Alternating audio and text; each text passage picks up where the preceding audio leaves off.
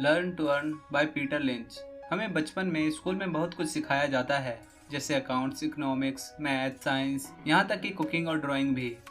लेकिन वह हमें सबसे ज़रूरी चीज़ तो सिखाना भूल ही गए हैं, जो कि है इन्वेस्टमेंट। हम देशभक्ति की बात तो करते हैं, हम आर्मी की बात तो करते हैं, लेकिन हम एक बात भूल जाते हैं, एक देश को उसका बिजनेस महान और सशक्त बनाता है। बिजनेस की वजह से ही हमारी ग्रॉस डोमेस्टिक प्रोडक्ट, इन शॉर्टकट जीडीपी भी बढ़ती है, हमारी इकोनॉमी बढ़ती है। इसकी वजह से लोगों को जॉब्स मिलती है, काम मिलता है, फाइनली देश की ग्रोथ होती है। लेकिन क्या हमने कभी सोचा है कि बिजनेस कैसे ग्रो करते हैं? वह तब ग्रो करते हैं जब उनमें कोई पैसा इन्वेस्ट करता है। आज हम इसी के बारे में सीखेंगे कि आखिर इन्वेस्टमेंट होता क्या है, कंपनीज कैसे ग्रो करती है, हम किन किन चीज़ों में पैसा इन्वेस्ट कर सकते हैं। क्या आप इस बुक समरी को उतना ही एंजॉय करेंगे जितना हमने इस वीडियो को बनाते समय एंजॉय किया है? ए शॉर्ट हिस्ट्री ऑफ कैपिटलिज्म। सबसे पहले यह समझते हैं कि आखिर कंपनी क्या होती है। जब कई लोग एक साथ मिलकर एक बिजनेस करना चाहते हैं तो वह एक कंपनी बनाते हैं। कंपनी बनाना कोई मुश्किल काम नहीं है, बस आपको कुछ लीगल पेपर देने होंगे, फीस भरनी होगी, फिर कंपनी बन जाती है। अब तो यह और भी आसान हो गया है। भारत सरकार ने केवल आधार कार्ड सबमिट करने पर ही कंपनी फॉर्मेशन की अनुमति दी है। कई लोग सोचते हैं कि कंपनी मतलब एक बिल्डिंग या एक ऑफिस होता है, लेकिन कंपनी कुछ लीगल पेपर का एक फोल्डर है। लोग की नज़र में कंपनी एक अलग इंसान होता है, जैसे कि आप और मैं, जिसे गवर्नमेंट सजा भी दे सकती है, उस पर फाइन भी लगा सकती है। इसका फ़ायदा यह है कि मान लीजिए आपने एक कंपनी खोली, आपने उस कंपनी में 1 लाख इन्वेस्ट किए, कल को उस कंपनी से कोई गलती हो जाती है तो केस कंपनी के ऊपर होगा, आपके ऊपर नहीं। इसमें आपका ज़्यादा से ज़्यादा 1 लाख का नुकसान हो सकता है, वही 1 लाख जो आपने अपनी कंपनी में इन्वेस्ट किया था। गवर्नमेंट आपके पर्सनल एसेट जैसे घर, गाड़ी, गोल्ड नहीं ले सकती। यह कंपनी बनाने का सबसे बड़ा फ़ायदा है। आपकी लायबिलिटीज़ लिमिटेड होती है, यानी आप उतनी ही चीज़ों के लिए लायबल हैं जितनी आपने इन्वेस्टमेंट की है। इसलिए कंपनी के नाम के आगे लिमिटेड शब्द लगाया जाता है। आज हम 2 तरह की कंपनियों की बात करेंगे। Private company. प्राइवेट कंपनी उसे कहते हैं जिसमें आम पब्लिक पैसा इन्वेस्ट नहीं कर सकती। वह कुछ पर्सनल लोगों के द्वारा ही चलाया जाता है और वो पर्सनल लोग ही कुछ इन्वेस्टमेंट करके इस कंपनी को रन करते हैं। पब्लिक कंपनी, यह वह कंपनी होती है जिनके शेयर मार्केट में खरीदे और बेचे जा सकते हैं। इनके शेयर कोई भी खरीद सकता है, चाहे आप अमीर हो या गरीब, बस आपके पास इन्हें खरीदने के लिए पैसा होना चाहिए। जब भी आप किसी कंपनी के शेयर खरीदते हैं तो लीगली हम कंपनी के मालिक बन जाते हैं। बेशक छोटे ही सही, लेकिन मालिक जरूर बनते हैं। हम अपनी पसंद की किसी भी कंपनी के शेयर खरीद सकते हैं। The basic of investing. अक्सर देखा गया है कि ज़्यादातर लोग जिंदगी में काफ़ी लेट इन्वेस्टमेंट करने के बारे में सोचते हैं, क्योंकि उनका यह कहना होता है कि अभी जॉब नहीं लगी, पहले मैं अपनी जिम्मेदारी को पूरा कर लूं। लेकिन हम जितनी जल्दी इन्वेस्टमेंट करना शुरू करते हैं उतना ही ज़्यादा हमें फ़ायदा होता है। इन्वेस्टमेंट का सबसे पहला लेसन है कि हमें सेविंग करने की शुरुआत करनी होगी। इसे एग्जाम्पल से समझते हैं। एक लड़का राजीव है जिसकी अभी नई नई जॉब लगी है, जिसे लोगों को दिखाना है कि वह अमीर बन चुका है। वह सोचता है अब क्यों ना एक अच्छी सी 20 लाख की गाड़ी ले लूं। इसे खरीदने के लिए वह एक लोन लेता है। वह अपनी सारी सेविंग निकाल कर 2 लाख का डाउन पेमेंट देता है, फिर 18 लाख का लोन लेता है। उसने 5 साल का लोन 11.6 के रेट पर लिया। अब हर महीने वह लगभग 40,000 उसकी इंस्टॉलमेंट में भरता है। शुरू में राजीव जब भी अपनी नई गाड़ी कहीं पार्क करता तो लोग वाह वाह करते रह जाते, लेकिन 5 साल के बाद गाड़ी पुरानी सी लगने लगी। अब ऐसी गाड़ी को देखकर कौन वाह वाह करता, लेकिन ऐसी गाड़ी खरीदने के चक्कर में राजीव ने लोन ले लिया। वही लोन को चुकाने के लिए उसे 6 लाख रुपए एक्स्ट्रा देने पड़े, यानी एक गाड़ी पर 20 लाख की जगह 26 लाख का खर्च हुआ। 5 साल के बाद जब लोन चुका दिया तब उसके पास एक ऐसी गाड़ी थी जिसे अब वह भी पसंद नहीं करता था, जिसकी कीमत मार्केट में सिर्फ 8 लाख थी। वह दूसरी तरफ राजेश नाम का एक दूसरे समझदार लड़के को भी बिल्कुल सेम सैलरी पर जॉब मिली थी।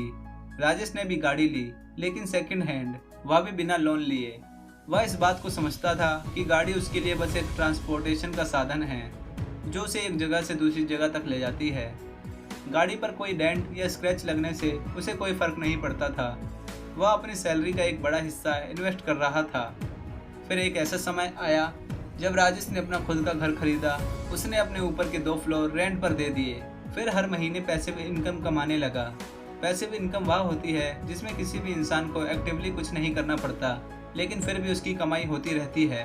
अब राजेश को अपनी सैलरी के साथ रेंट भी मिल रहा था, यानी कि वह समझ गया था पैसों से और ज़्यादा पैसे कैसे बना सकते हैं। अपने पैसों का सही इस्तेमाल कैसे किया जाता है। 5 बेसिक इन्वेस्टमेंट्स। जो इस बात को समझ गए हैं कि इन्वेस्टमेंट करना कितना जरूरी होता है, उनके पास पैसे इन्वेस्ट करने के 5 ऑप्शन है। सेविंग अकाउंट, यह बड़ा सिंपल सा कॉन्सेप्ट है जिसे हम में से ज्यादातर लोग यूज करते हैं। इसमें हर महीने कुछ पैसे बैंक में डालते हैं। बैंक उन पैसों को दूसरों को लोन देने में इस्तेमाल करती है। लोन पर दिए गए पैसों पर बैंक ज्यादा इंटरेस्ट लेती है, उससे कुछ कम इंटरेस्ट हमें देती है। यानी आप पैसे सेव करके उन पैसों से और पैसा कमा सकते हैं। सेविंग करने का हमारा मकसद होता है कम से कम हम इन्फ्लेशन को तो बीट कर ही सकें, यानी महंगाई को हरा सकें। इसे एक एग्जाम्पल से समझते हैं। मान लीजिए कि आज आपने बैंक में 6% के हिसाब से 100 रुपये जमा किए। 1 साल के बाद आपको 106 रुपये मिलेंगे, यानी 6 रुपये इंटरेस्ट के रूप में। लेकिन बदकिस्मती से उस साल इन्फ्लेशन भी 6% ही था, यानी महंगाई दर। जो सामान आप पहले 100 रुपये में खरीदते थे, आज वही सामान आपको 106 रुपये में मिलेगा। इसका मतलब यह है कि आपका रियल रिटर्न तो 0% ही हुआ, यानी आपका पैसा आपके लिए कुछ नहीं कमा सका। इन्वेस्टमेंट इन कलेक्टिबल्स, इसका मतलब यह होता है कोई ऐसी चीज खरीदना जिसके लिए फ्यूचर में लोग हमें ज्यादा पैसे देने के लिए तैयार हो जाएं। एग्जाम्पल के लिए पुराने सिक्के या कोई एंटीक आइटम।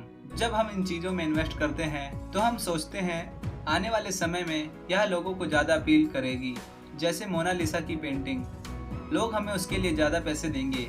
लेकिन इसका एक सबसे बड़ा नुकसान यह है, हो सकता है कि आपका सामान टूट जाए, जल जाए या चोरी हो जाए। ऐसी सिचुएशंस में हमारी इन्वेस्टमेंट 0 हो सकती है।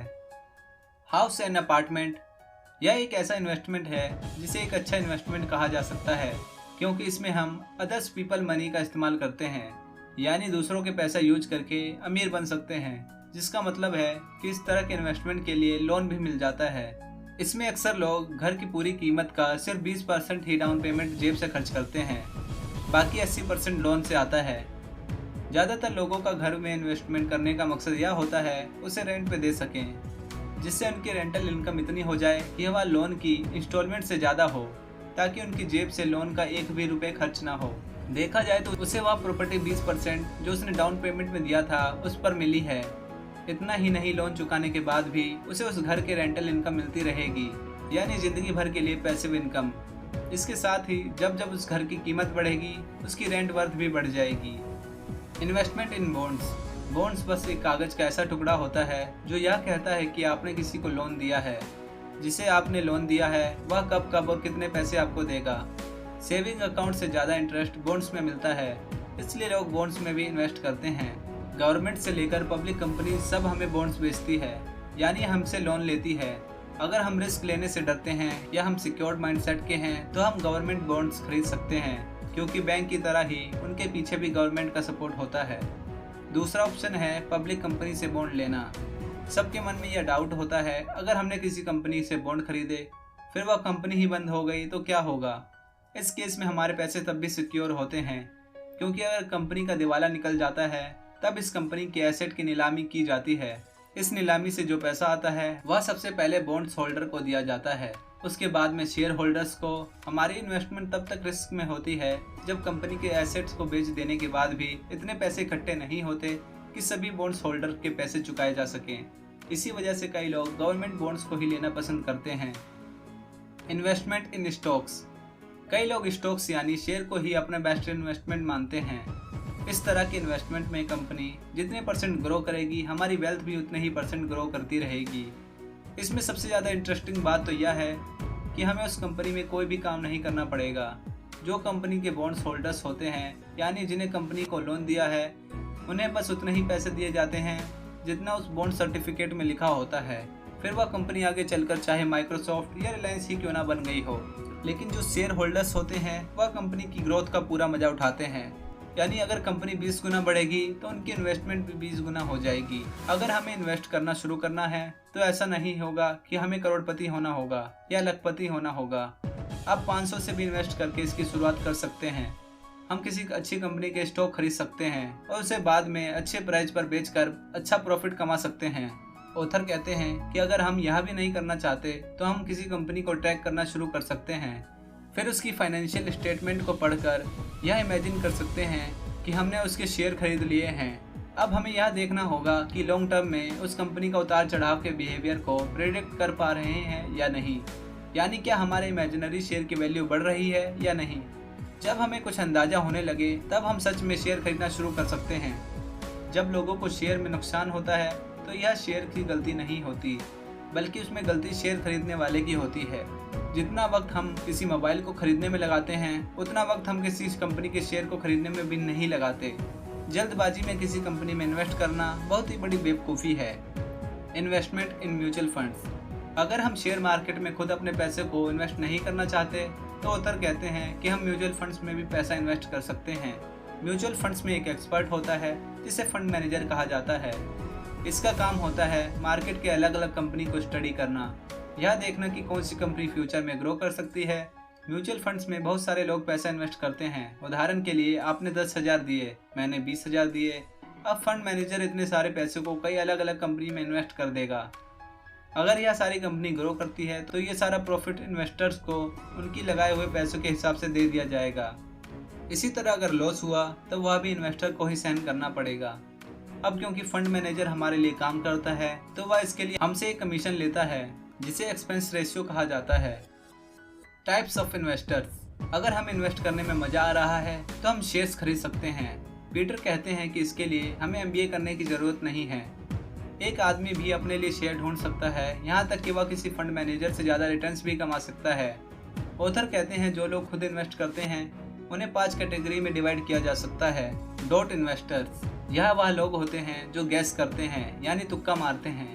उन्हें कंपनी के बारे में कुछ पता नहीं होता, लेकिन फिर भी यह शेयर खरीद लेते हैं, सिर्फ यह सोचकर कि किसी दिन शेयर्स की वैल्यू बढ़ जाएगी। यह बिल्कुल एक लॉटरी टिकट खरीदने जैसा है। इन्हीं लोगों को शेयर में नुकसान होता है। इनकी वजह से लोग शेयर मार्केट के साथ नेगेटिव इमोशन जोड़ देते हैं। Hot tips investor. यह लोग पार्टी में आए हुए मेहमानों और दोस्तों से टिप्स लेते हैं और टेलीग्राम पर भी टिप्स लेते हैं। अगर कोई कहता है कि रिलायंस के शेयर के दाम बढ़ने वाले हैं तो ले लो, तो यह सच में शेयर खरीद लेते हैं और इन्हीं टिप्स की बदौलत अपनी इन्वेस्टमेंट करते हैं। और इस तरह से कई बार तो प्रॉफिट होता है, लेकिन कई बार नुकसान भी झेलना पड़ता है। Educated investor. इसमें ये टीवी पर बोलने वाले लोगों की टिप्स को सुनते हैं। हालांकि यह पिछली दोनों कैटेगरी से तो कुछ बेहतर ही होते हैं, फिर भी इसमें गलत डिसीजन लेने का ज़्यादा चांस होता है, क्योंकि लाखों लोग इन्हीं टिप्स को सुनकर शेयर खरीद लेते हैं, जिसकी वजह से किसी को भी फायदा नहीं होता। Broker tips investment. Broker tips investor. यह लोग एक ब्रोकर के टिप्स पर डिसीजन लेते हैं। ब्रोकर जब आपसे कहता है कि मैंने कंपनी को एनालाइज किया हुआ है, इन कंपनी में इन्वेस्ट कर दीजिए, आपका पैसा डबल हो जाएगा। हो सकता है कि आपका ब्रोकर इंटेलिजेंट हो, उसने सच में कंपनी को एनालाइज किया हो, लेकिन ब्रोकर तो कमीशन बेसिस पे काम करता है, यानी वह उन स्टॉक्स को खरीदने के लिए कहेगा जिसमें उसका ज़्यादा फायदा हो। Last one, doing on research investor. या खुद अपनी समझ से कंपनी को स्टडी करते हैं, फिर अपनी तसल्ली के बाद ही इसमें पैसे इन्वेस्ट करते हैं। यह सबसे बेस्ट इन्वेस्टर होते हैं। अगर आप एक बेसिक इन्वेस्टर भी हैं लेकिन इस कैटेगरी में आते हैं तो बहुत हाई चांस है आप सक्सेसफुल ही होंगे। अगर आप भी अपने पैसे इन्वेस्ट करके सक्सेसफुल होना चाहते हो तो आप इस वीडियो की बताई बातों को फॉलो करो, और सबसे ज़्यादा ज़रूरी है इन्वेस्ट करने से पहले खुद रिसर्च करो। और अगर यह वीडियो आपको पसंद आई हो तो लाइक करें, चैनल को सब्सक्राइब करके बेल आइकन को ऑल पे सेट करें ताकि फ्यूचर में आने वाली वीडियोस की नोटिफिकेशन आपको सबसे पहले मिल सके। और शेयर करें इस वीडियो को अपने फ्रेंड्स एंड फैमिली मेम्बर के साथ, ताकि वो भी इन बातों को सीखकर इन्वेस्ट करना सीख सकें। और अगर आप इंटेलिजेंट इन्वेस्टर बनना चाहते हो तो राइट वाली वीडियो पे क्लिक करो, नहीं तो लेफ्ट वाली वीडियो पर क्लिक कर आप फाइनेंशियली फ्री तो हो ही जाओगे। And thanks for watching this video.